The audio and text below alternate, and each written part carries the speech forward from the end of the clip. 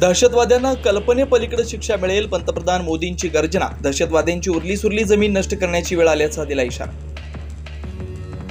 काश्मीरमध्ये अडकलेले 183 पर्यटक आज मुंबईत परतणार। एअर इंडिया आणि इंडिगोच्या विशेष विमानाचं नियोजन। संध्याकाळी 6:30 पर्यंत पर्यटक लँड होणार।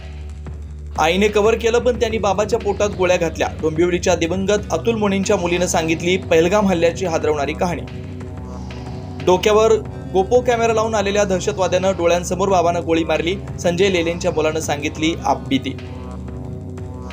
जीव वाचवण्यासाठी आमच्या टिकल्या काढून फेकल्या, अल्लाहू अकबर म्हटलं तरीही अतिरेक्यांनी गोळ्या चालवल्या। कौस्तुभ गणबोट्यांच्या पत्नीनं सांगितली आबी। भाजप पहलगाम हल्ल्याचा दुरुपयोग करून समाजामध्ये फूट पाडतंय। काँग्रेसचा आरोप पहलगामच्या दहशतवादी हल्ला हे गुप्तचरी यंत्रणांचा अपयश असल्याची टीका। भारताने केलेल्या राजनैतिक कोंडीला प्रत्युत्तर देण्याचा पाकिस्तानचा प्रयत्न। 1972च्या शिमला करारातून बाहेर पडण्याचा विचार। पाकिस्तानच्या राष्ट्रीय सुरक्षा समितीची आज बैठक। भारतातून उड्डाण करणाऱ्या विमानांसाठी पाकिस्तान हवाई क्षेत्र बंद होण्याची शक्यता। पाकिस्तानच्या राष्ट्रीय सुरक्षा समितीच्या बैठकीत होऊ शकतो निर्णय। पाकिस्तानच्या उच्च आयुक्तालयामध्ये केक कापून कसलं सेलिब्रेशन, कर्मचारी केक घेऊन जात असतानाचा व्हिडिओ व्हायरल।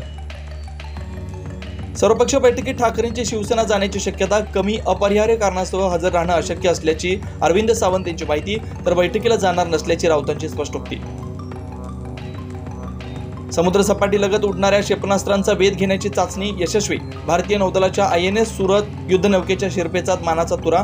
पाकिस्तानशी वाढत्या तणावाच्या पार्श्वभूमीवर चाचणीला महत्त्व।